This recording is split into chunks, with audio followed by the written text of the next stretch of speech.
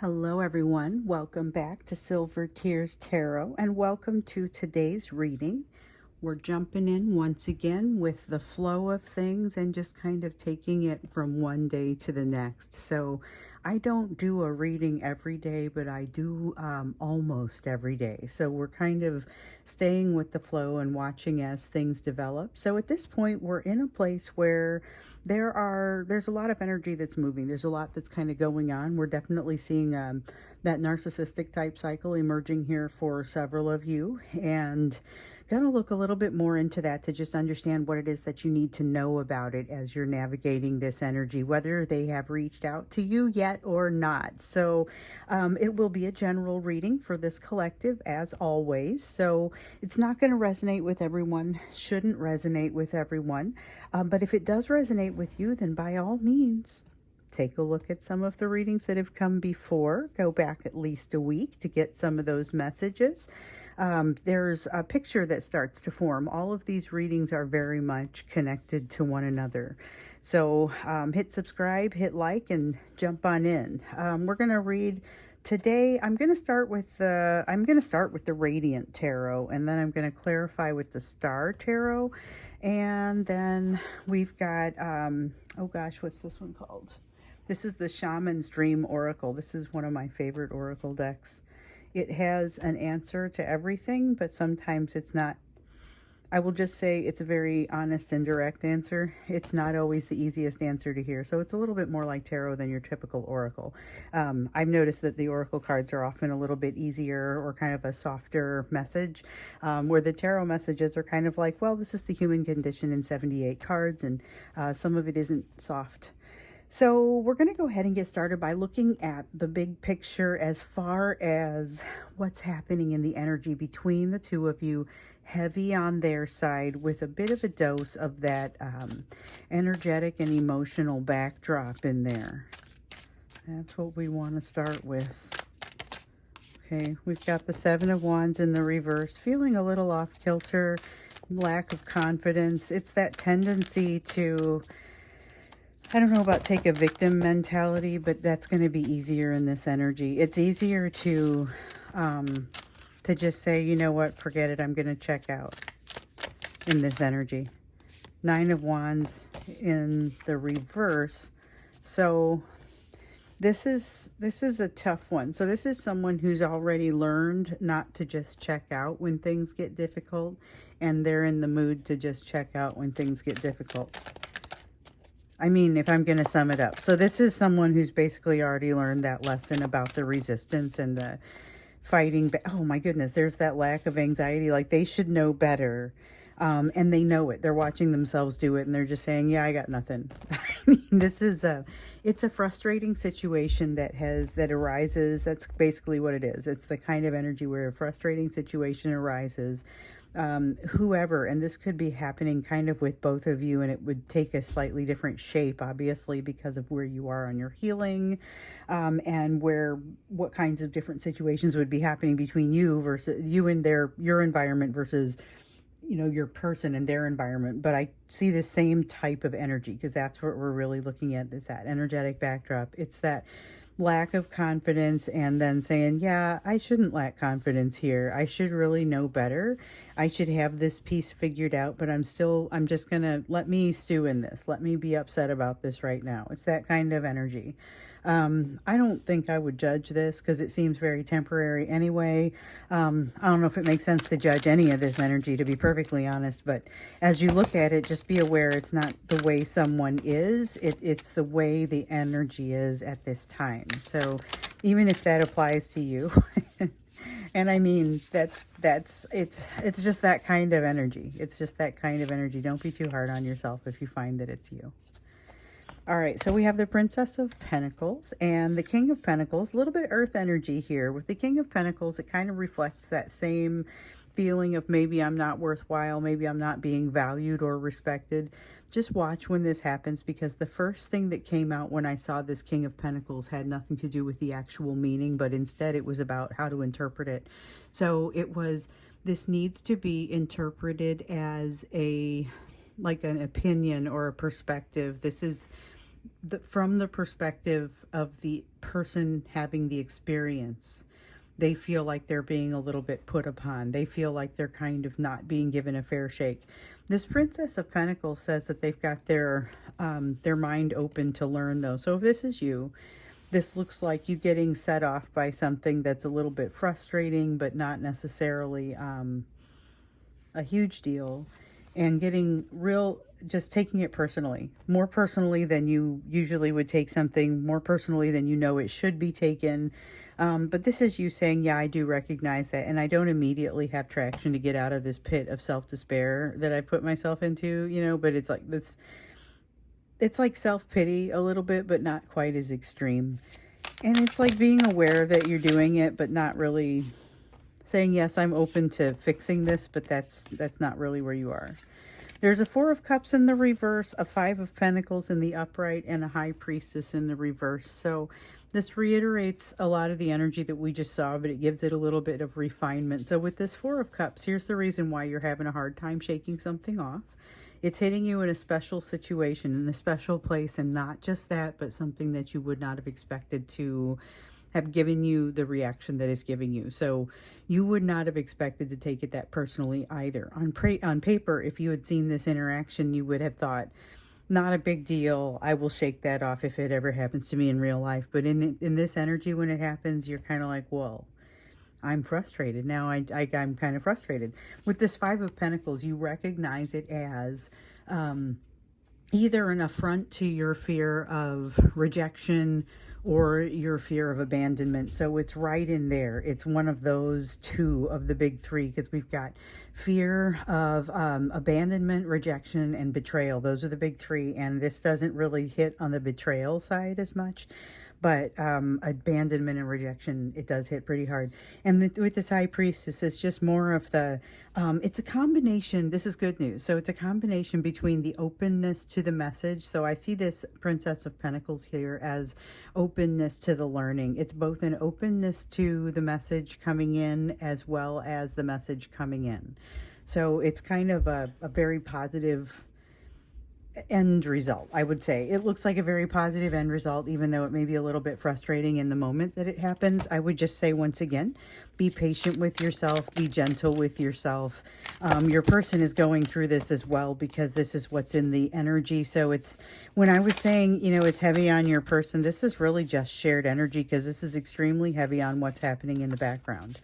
Now this Ten of Cups feels a little bit more like a dare. So there's a lot of fear in the energy, which you can tell with this, the way I described the Seven of Wands in the reverse, the way that I described this kind of the King of Pentacles more than anything.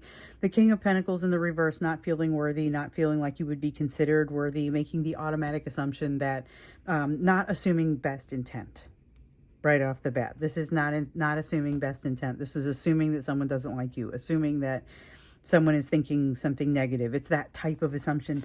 And so here, though, it's that type of fear, but this is also encompassing kind of the reaction to it, which is to remove oneself, or to bow out, or to check out, or, you know, maybe sometimes there's not an opportunity to walk away, but instead you just take kind of a psychological step back and disengage and say, all right, you know what, I can't walk away from this physically, so I'm going to walk away from this mentally. It's that sort of checking out. Here with the Ten of Cups, though, in the reverse, this is be a little bit aware that this is something that might be happening. I think that's good. With the cards that I see here, particularly with this High Priestess in the reverse, and even with the Nine of Swords and the Nine of Wands in the reverse to a certain degree, and that openness to learning that we see with that Princess of Pentacles, I feel like there's going to be an awareness, okay, this may not be my best approach I've ever taken to something. Maybe the answer will come to me. In the meantime, I'm a little frustrated, but I'm aware I'm doing it. It's that kind of thing. So take that into it, because that's just a little bit of advice coming out for you already with this Ten of Cups, because it has the potential for you to be in a very positive situation, and your attitude can get in the way if you don't catch it in time. So make sure that you are able to get out from under that dark cloud as quickly as possible, and hopefully your person will be able to do the same. Although that doesn't feel like it is their strong point at this moment. We're not getting that as far as that information coming in just now. What we are getting though is a little bit of a sense of regret.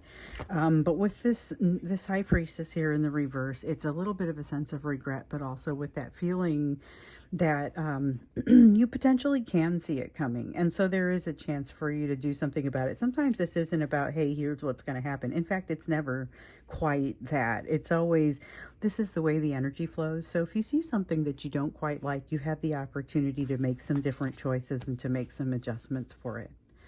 So that's kind of what's happening in the general area, the general main energy. Let's take a look now a little bit about what you need to know about the behaviors and the energy that we're seeing right now. So we saw that narcissistic type cycle that was emerging for your person, and there is some question about how you should handle it. So that was what we did when we got into the extended.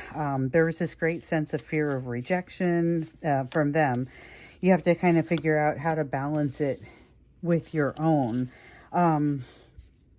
So I see this here as maybe a little bit of an opportunity to do a little bit of thinking, which is good. So in the extended, you weren't exactly told not to deal with this person, but it's still, don't initiate it. Ensure that you're strong enough to deal with whatever you put yourself in the path of. Most of you have a choice as to whether or not to engage. And I get that some of you really don't, because you may have a child together or for other reasons. I thought I saw something turned over.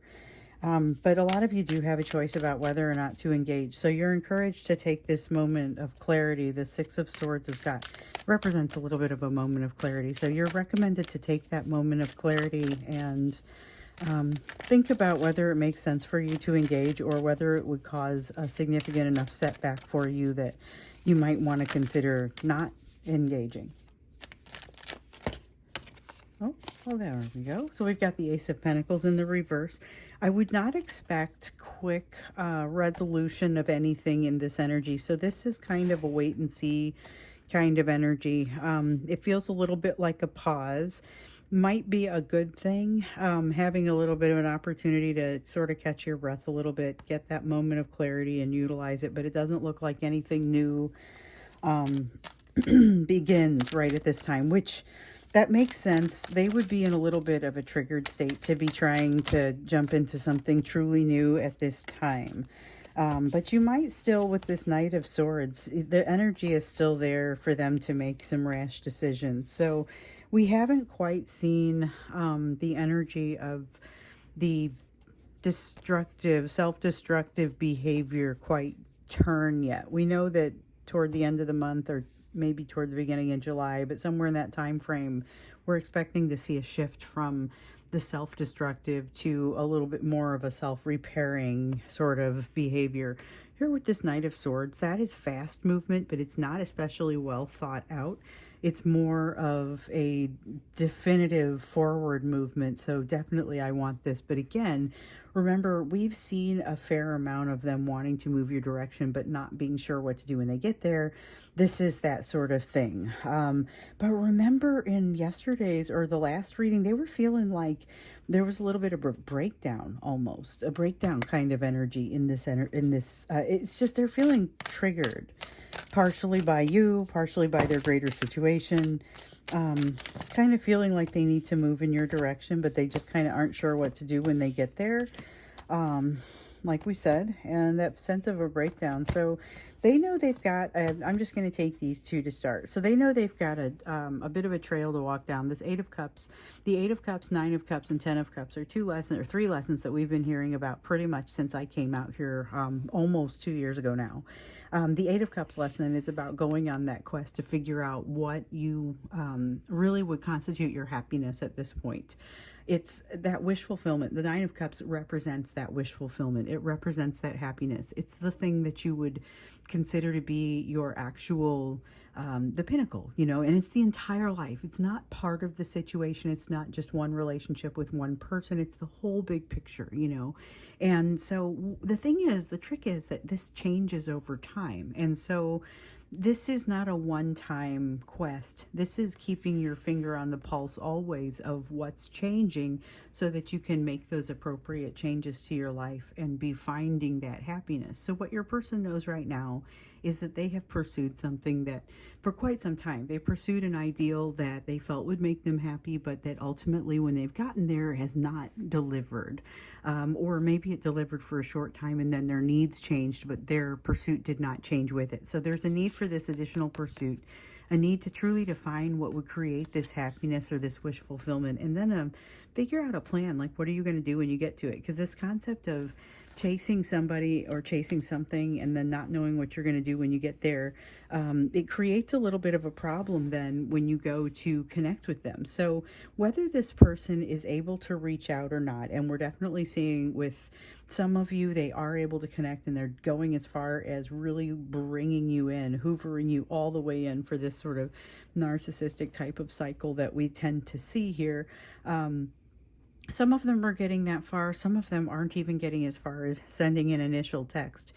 But the ability to honor the bond, especially the way that this particular bond feels, just isn't really there because they haven't done the work that enables it. They haven't done the work that enables them to be the right type of partner in this situation. And so for those who are hoping to, and this is definitely something that some of them are hoping for, we've seen it in some of the readings, we've seen it very recently, some of them are hoping to be able to heal while they're in the process of going through this. And in some cases, I think they're going to be able to do that.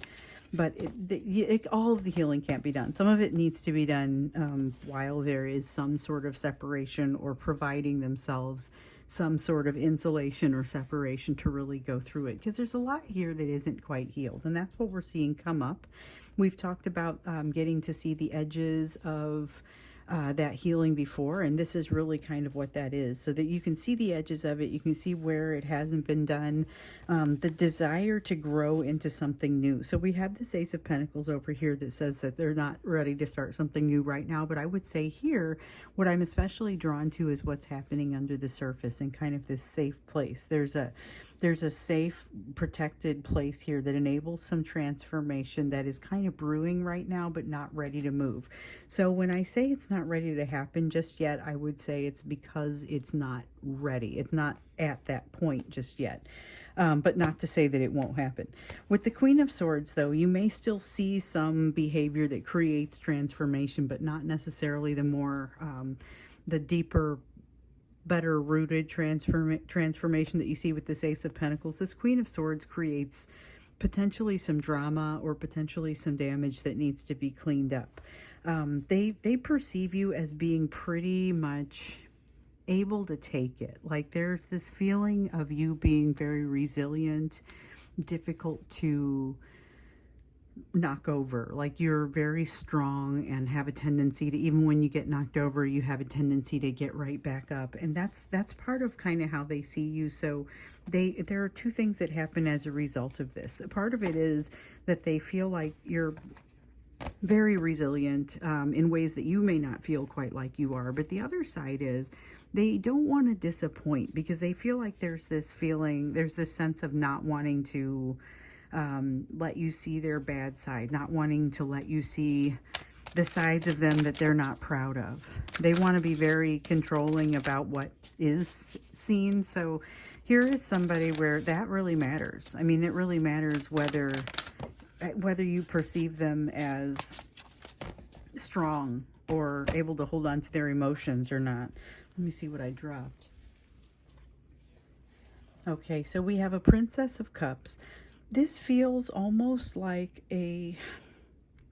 with this Hanged One, there is a desire to deliver kind of, it's not necessarily an apology, but it has a little bit of an apologizing sort of energy to it.